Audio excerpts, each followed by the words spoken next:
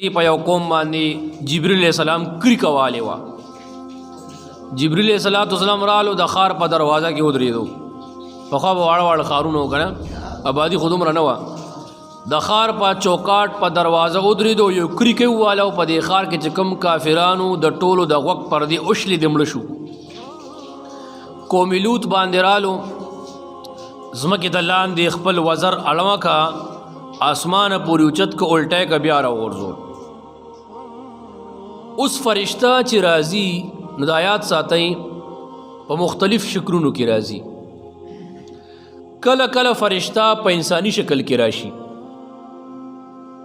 او کله کله فرشتہ په خپل شکل کې راغلي وي چا تخکاری نه او کله سبل سه طریقې سره. او په غزوه بدر کې دا ټول قسمه مددونه د فرشتو نه ثابت دي. صحابه کرامو نه نقل دي هغه په جنگ بدر کې داسې کسان سیکړو چې لوړو سپین پګړی والی توري وسره وي دا کسان مونږ نه پیله سیکړو نم بعد کې بیا سې کدا سوکو حضور پاک دا فرشتي وي تاسو مدد د پاره راغلي وي. بل یو صحابي با کافر پسې ورمنډه کا چې هغه 19 قتل کی چې دی به ورنږدې کېدو د هغه نه به سر په خپله پرېوتو. حضور پاک نه تپوس وکړو چې داسې عجیبه کار و ته دا فرشتي وي راغلیو او دای قتل کړیو کافرانه قتل کړیو.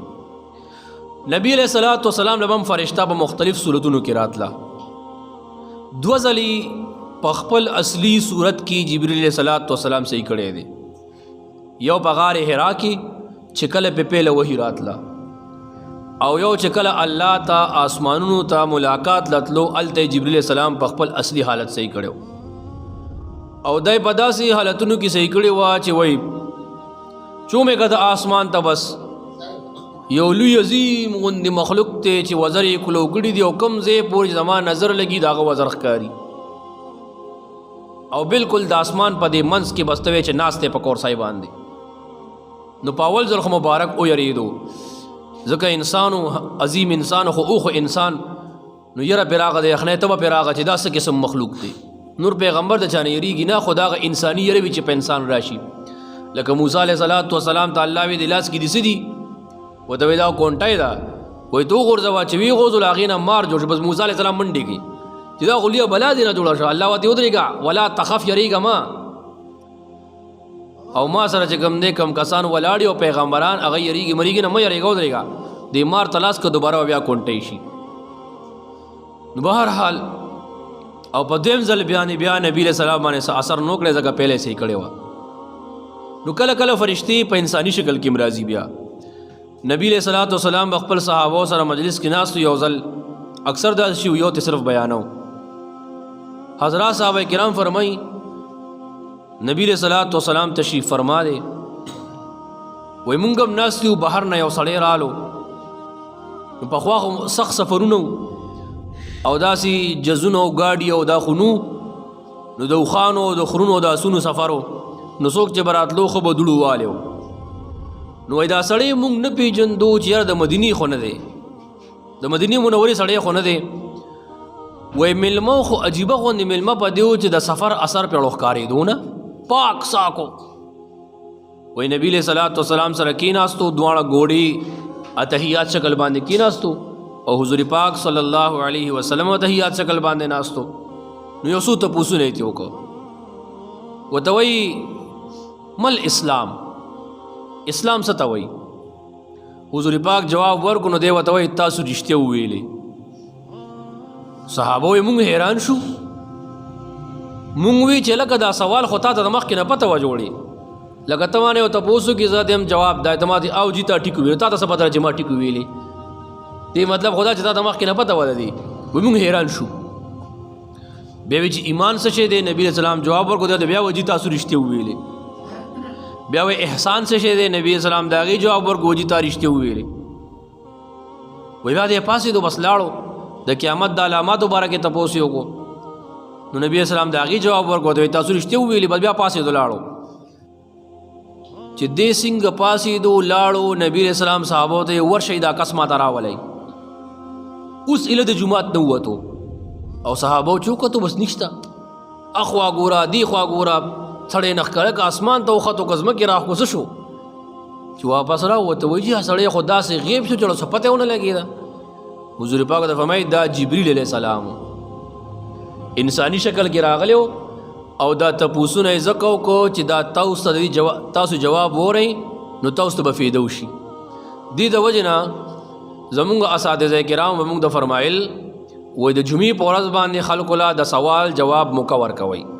د جمعې بیان وشي نو خلک ځان سره کور نه تیار سوال نوړي لیکلی شوی هغه دې بیا ورکړي یو کس له هغه دې بره امام ته ورکړي. نو څومره کسان چې ناست دي یو سوال سړی کو ټول ته د هغې جواب میلو شي نو ډېره فایده وشي.